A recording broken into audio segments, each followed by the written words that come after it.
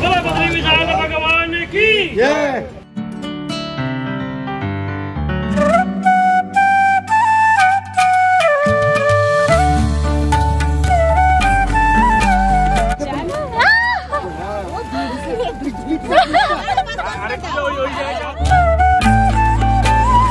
High guys welcome back to my channel Ishika's creation.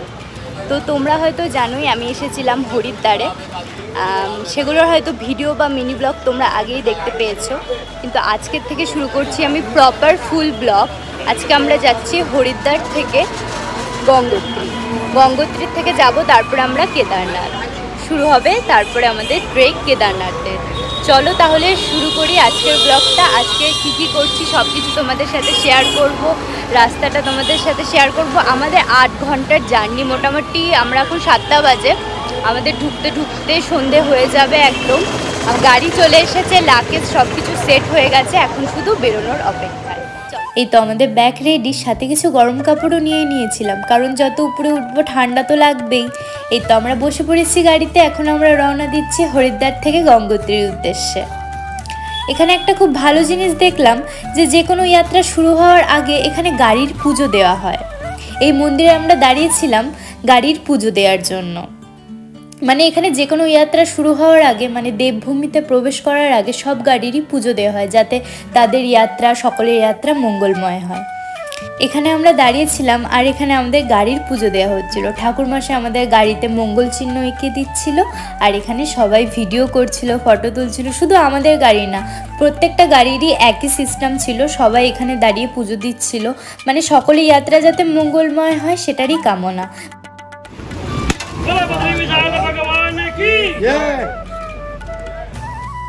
তারপরে সবাইকে ভগবানের প্রসাদ দেওয়া হলো, আমরা সবাই ভগবানের প্রসাদ খেয়ে আমাদের যাত্রা শুরু করি। তারপরে বেশ কিছুটা আসার পরে আমাদের গাড়ি আবার থামিয়ে দেওয়া হয়। এখানে দেখতে পাচ্ছি অনেক নিয়ম। তারপরে আমাদের রেজিস্ট্রেশন চেক করা হয়, তারপরে যে আমাদেরকে ড্রাইভার নিয়ে যাচ্ছে তাদের সাথে একটা ফটো নিয়ে রাখা হয় প্রুফ হিসেবে, মানে যদি কেউ নিখোঁজ হয়ে যায় বা অন্য কিছু হয় আমাদের সাথে কিছু, সেগুলোর খাতিরে। তারপরে বেশ কিছুটা জার্নি করে আসার পর আমরা একটা জায়গায় দাঁড়াই একটু রিফ্রেশমেন্টের জন্য।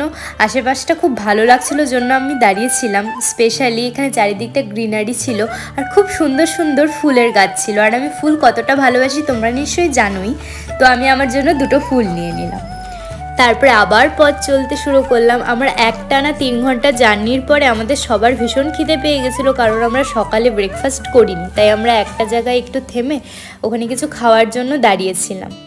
পাহাড়ে এসে আমি ম্যাগি ছাড়া আর কিছু ভাবতেই পারি না, তাই আমার জন্য আমি 1 প্লেট ম্যাগি নিয়ে নিয়েছিলাম। উত্তরাখণ্ডে একটা জিনিস দেখলাম, মোমো বেশি মানুষজন হয়তো এখানকার খায় না, না হলে পাহাড়ে এসে মোমো আর ম্যাগি ছাড়া আমার কিছুই ভালো লাগে না খেতে। এখানে জাস্ট ম্যাগিটাই অ্যাভেলেবেল ছিল, তাই ওটাই খেয়ে নিলাম।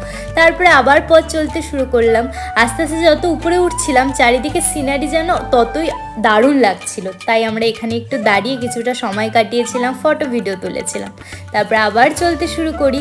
তারপরে দেখি বৃষ্টি চলে এলো। এখানে ওয়েদার যখন তখন চেঞ্জ হচ্ছে, কখনো বৃষ্টি কখনো রোদ।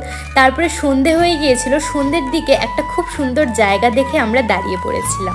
একটা খুব সুন্দর ওয়াটারফল দেখতে পেয়েছিলাম। এখানে দাঁড়িয়ে আমি অনেক ভিডিও ফটো নিয়েছিলাম।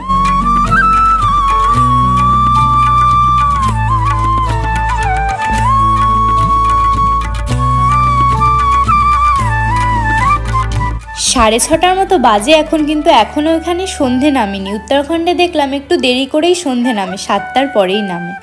এই যে তারপরে রাত্রি হয়ে গেল, প্রায় 8টা বেজে গেছে, আমরা এখনও পৌঁছাতে পারিনি। সবার একটু ভয় লাগছিল, কারণ প্রচণ্ড ভয়ঙ্কর ভয়ঙ্কর রাস্তা ছিল, পথ যেন শেষই হচ্ছিল না এমন মনে হচ্ছিল।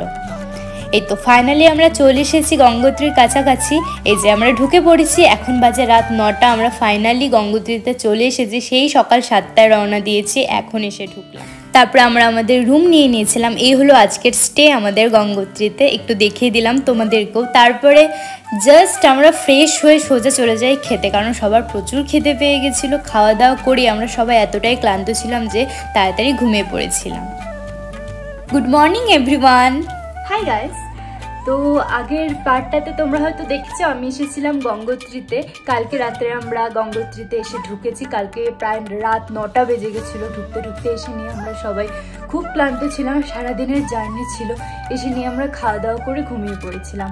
এখন সকালবেলা আমরা উঠে গিয়েছি, স্নান টান করে একদম রেডি হয়ে গিয়েছি গঙ্গোত্রী মন্দির দর্শন করতে যাওয়ার জন্য।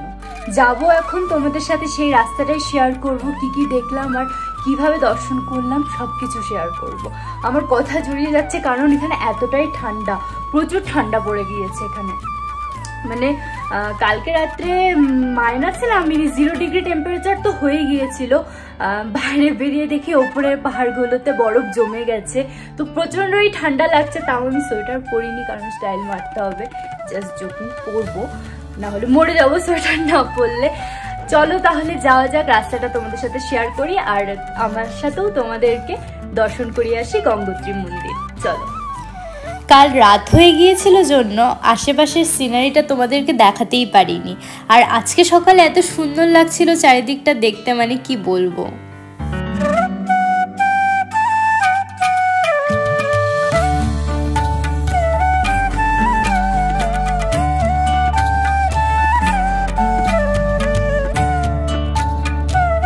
এতক্ষণ বেশ ঠান্ডা লাগছিল, কিন্তু রোদে এসে বেশ ভালোই লাগছিল।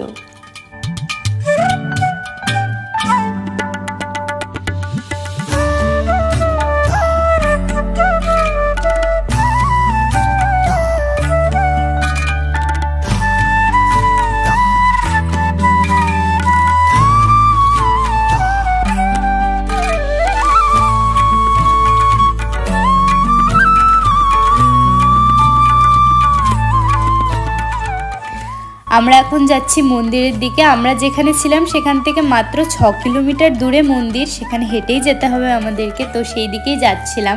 আর রাস্তাটা এত সুন্দর লাগছিল, দেখো সিনারিটা তোমাদেরকেও দেখাচ্ছি, খুব সুন্দর লাগছিল চারিদিক।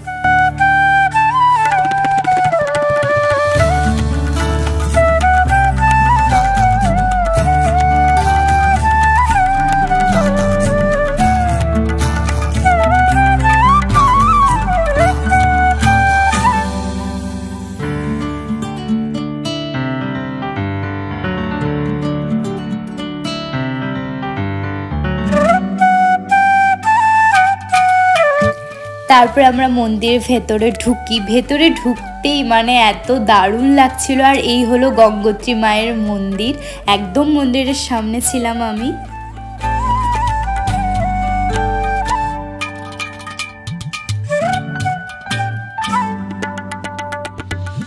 আমরা আজকে মন্দিরটা বেশ ফাঁকা পেয়েছিলাম, কারণ আমরা এসেছিলাম আজকে 9 তারিখ, মন্দির ওপেনিংয়ের ডেট ছিল 10 তারিখে।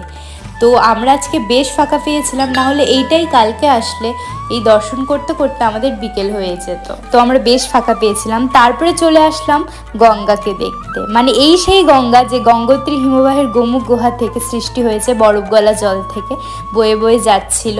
আর জলটা এত ঠান্ডা ছিল, মানে একদম বরফ গলা জল।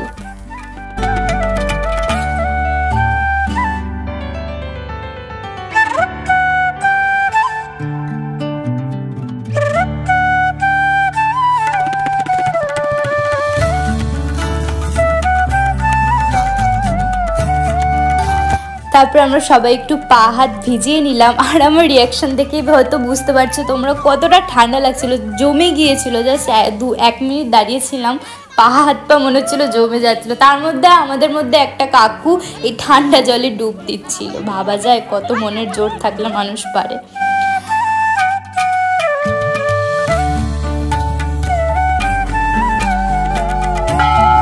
খুব ভালো করে গঙ্গা মায়ের দর্শন হয়ে গিয়েছে আমাদের। এখন আমরা ফিরে আসছি সেখান থেকে। ফিরে আসার পথে চোখে পড়লো মোমো, তো আমি আমার জন্য 1 প্লেট নিয়ে নিলাম, কিন্তু ফ্রেশ ছিল না। এতটা ওপরে ফ্রেশ কিছু পাওয়া ভাগ্যেরই। তারপর আমি কিছু ড্রাই ফ্রুটস খেয়ে নিলাম হোটেলে এসে। এটা খুব ইম্পর্টেন্ট, পাহাড়ে এসে মানে এরকম কঠিন যাত্রা করার সময় শরীর তো জোর চাই, এগুলো তো খেতেই হবে। তারপরে আমাদের সাথে কি কি হলো, কি কি করলাম সেটা আসছে আমার নেক্সট পার্টে, মানে নেক্সট ব্লগে। আজকে এখানে এন্ড করছি, দেখা হচ্ছে পরের পার্টে। টাটা।